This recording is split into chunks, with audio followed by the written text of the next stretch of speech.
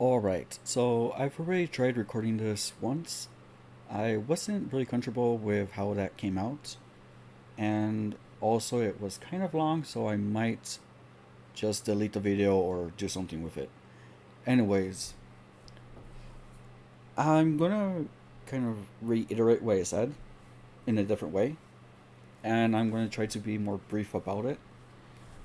So, in an effort to kind of continue with my development of these skills, or the skill of at least speaking into a microphone and being clear and brief about my thoughts and the ideas that I want to present, I will go ahead and say that what I have been looking at recently in the news, at least in this past 2 weeks, have been, well, actually, not even 2 weeks, but, anyways, Um, now that I am right now in my final semester of my undergraduate program in psychology, I am now taking a course in, it's considered under public health.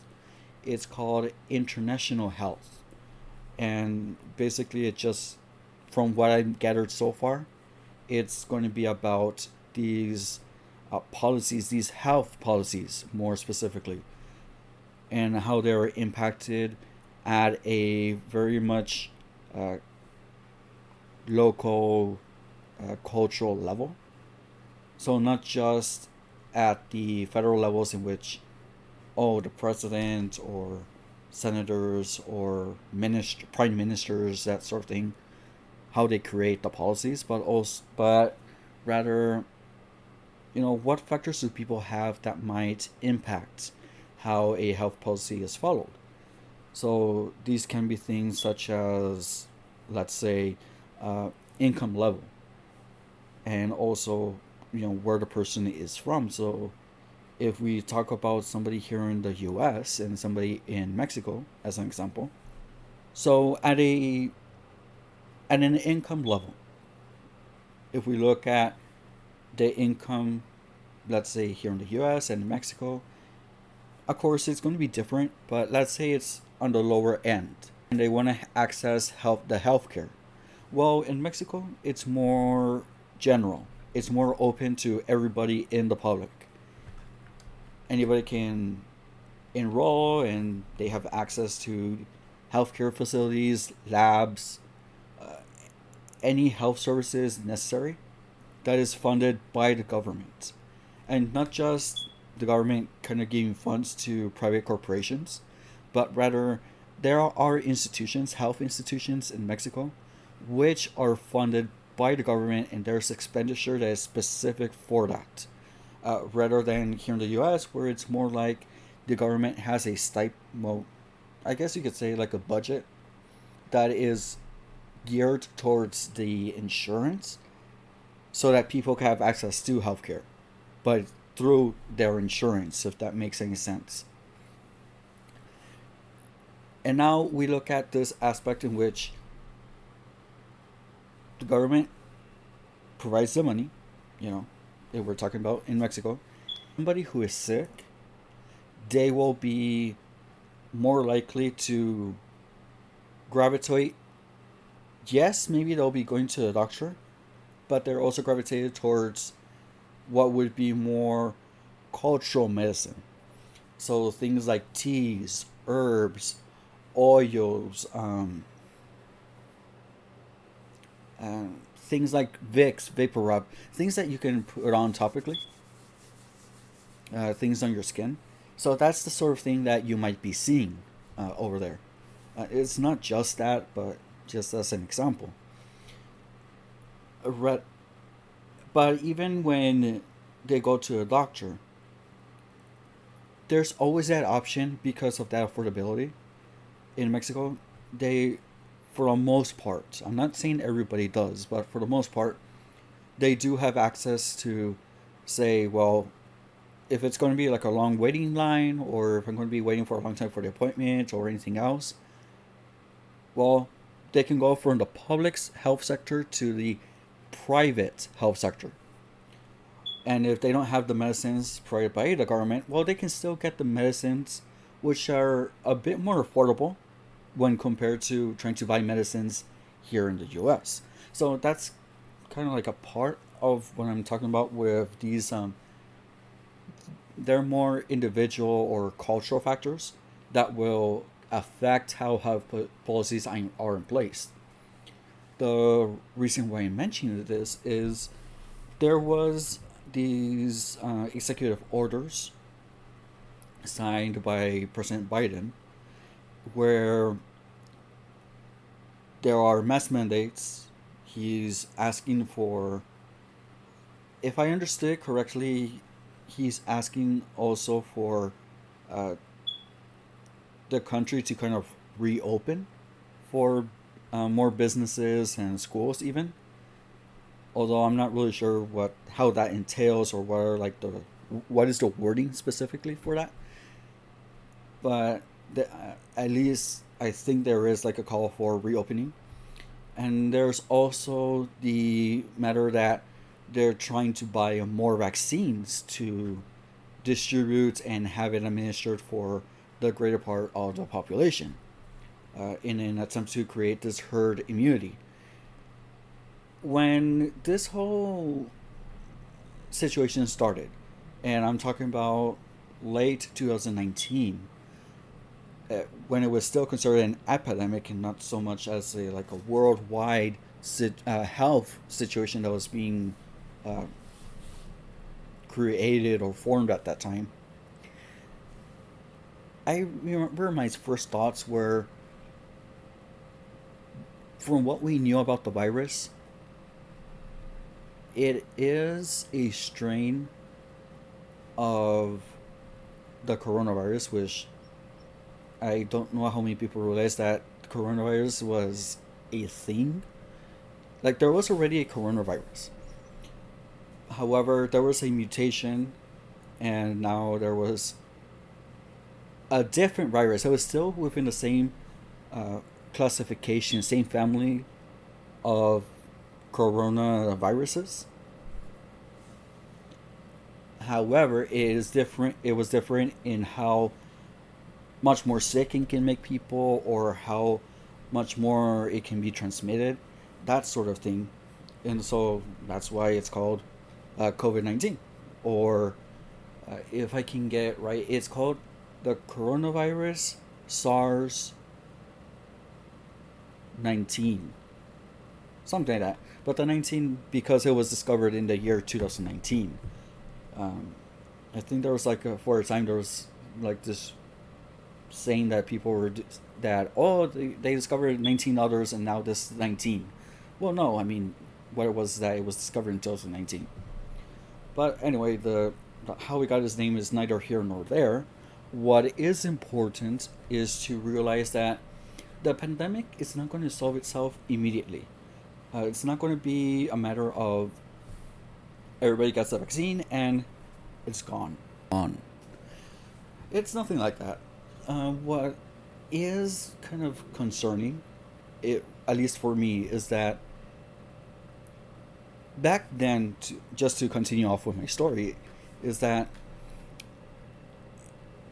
just like with any respiratory virus or virus that affects the respiratory system, the breathing system that goes in and out, the air that you breathe in and that you breathe out, usually the viruses can affect primarily not just those areas, but it could have as a target either what's considered like the upper airways or the lower airways. The upper airways being the nose, the throat, down to the trachea. But then as the trachea branches out into the bronchioles and the bronchioles, and then the alveoli, that sort of thing, that is what's considered the lower airways. And the thing about that is that not just the coronavirus, I mean, even the influenza virus, the pneumonia virus, or the pneumococcus, or however you want to call that virus.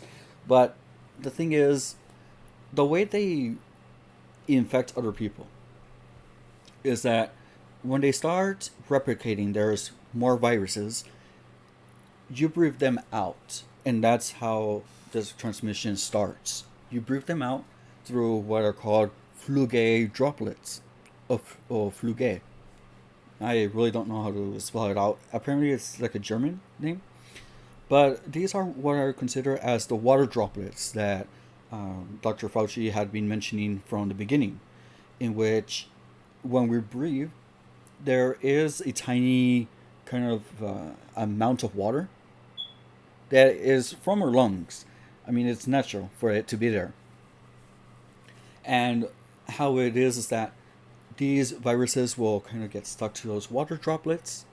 So as we breathe them out, then, and here's kind of the important part that most people don't realize: when you breathe them out, it's not just, oh, I'm looking away, or oh, I'm just going to cough on top of this surface, be it like a computer, your phone, or maybe if you're coughing on your hand, or maybe you're coughing anywhere, really.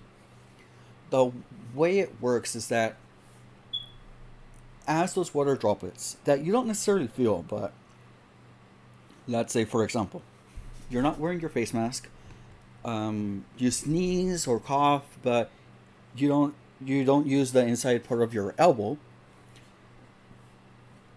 but rather you just cough it out, spit it out into the world. Those water droplets will fall on surfaces. They'll fall. Let's say if you use your hand, it'll be on your hand. If you did it on your phone, it's on your phone. The thing is, when you start touching other objects, if your hand has those water droplets, you're spraying it around. It could be a door handle. It could be maybe you're grocery shopping, and not everything that you touch you're going to buy necessarily. So maybe you touch something, you put it back on the shelf, you go somewhere else, and so forth. If you're passing on those water droplets, again, it's not something that you see necessarily with your eye, but let's say you touch an item from the grocery store, you put it back on the shelf. The next person comes by, they grab it, and let's say they buy it or they put it back on, and now they're touching other things, or they do buy it. Now the virus is on their hand. Now the virus is on other surfaces that they're touching. And so instead of just being contained that virus, instead of just being contained in that one person who has it, now there's a risk of spreading it to other people. Not necessarily that they're going to get sick, but now you're exposing that virus to other people. And they might not get sick immediately, because viruses do need time to kind of replicate, to kind of grow in numbers. And it's not until they grow in a significant amount of numbers that's when that's when the person starts getting sick. And that is kind of disconcerting, because if you think about it, how many people are complaining about face masks? How many people are wearing face masks the right way? Not just covering their mouth, but also covering their nose. How many people are actually following the guidelines of keeping 6 feet? So it's that sort of thing in which people are already not following the guidelines from experts. There's already a certain distrust, or certain people don't trust experts, or however you want to phrase that. Now imagine, with the vaccine being available, what happens? What happens is that there is a threat in which people will grow overconfident and will be over reliant on the vaccine to not get sick, without realizing that yes, the vaccine is so you don't get sick. However, that doesn't mean that you cannot be a carrier for the virus. So let's say, for example, you get the vaccine, you're out in a party with other people, somebody has that virus, but since you have the vaccine, you're not necessarily going to get sick, but now you have the virus with you. So when you go home, now you're spraying it to other people. You go to the store, the same, because the virus is still there. It's just not attacking you because you already have your immune system ready to attack it. And that's kind of another point that I want to address. because I don't think many people realize this, but this vaccine does require a another booster injection. So it's 2 shots. Why two doses? Well, with the first dose of the vaccine, it's not that they're giving you a different vaccine every time. It's just that when they give you the vaccine the first time, you're kind of creating this, you could say, a short-term memory of the disease.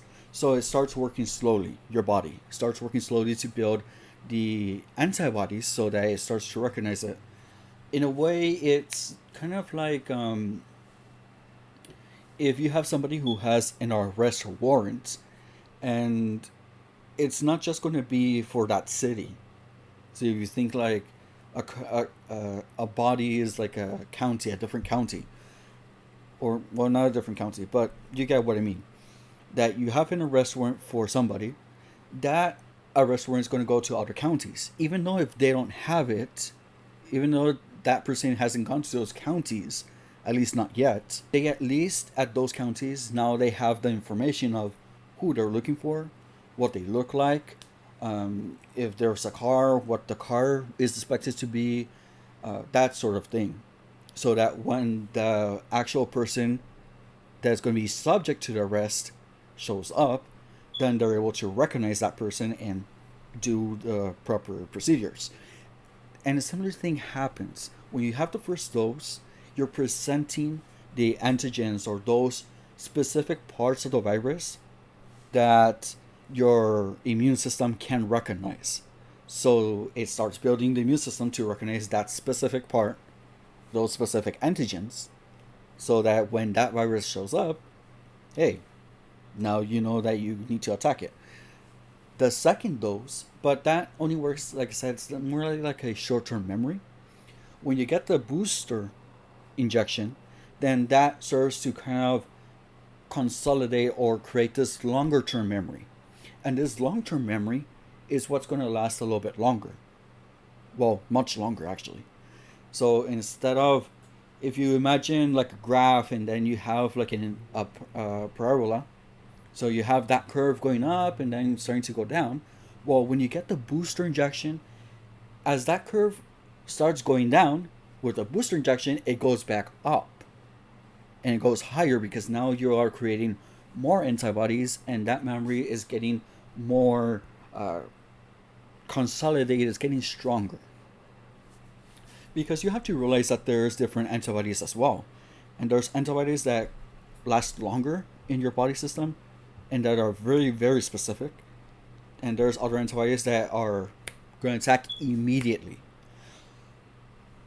But this is not an immunology class, so I'm not going to go into details about the IgGs and the IgMs. It's a whole different story. But what I'm trying to say is that even though there's vaccines available, and they're going to start being more widely available,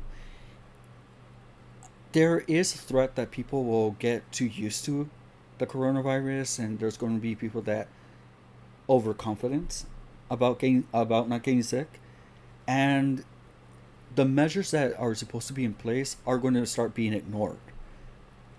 I do think that things will get better, but I can't help but keep in the back of my mind that there's still going to be this threat that if people are not taking better care, if they're not following the guidelines from experts, this situation can be prolonged, it can get worse, it can continue on and possibly not have a good ending. So hopefully, I am hopeful again, but I am kind of worried that that could happen. But at least things should get better. Those were kind of like my quick thoughts on the issue. I say quick thoughts, but again, I don't know how much time it has been. I'm kind of experimenting with this wallpaper over here that's moving around, at least the Plesiosaurus. That's the little dinosaur over at the window. I'm still kind of getting used to this. Not just recording my voice, but also uh, listening back to my voice and trying to learn how to edit. I still haven't started, but I do want to learn how to edit videos. We'll see how this goes. I know nobody's actually looking into this, and even when I do decide to publish this, I don't think many people are going to actually be looking at my video. This is just kind of my thoughts, and I'm just trying to learn new skills. Anyways, I hope everybody is doing well. Talk to you soon.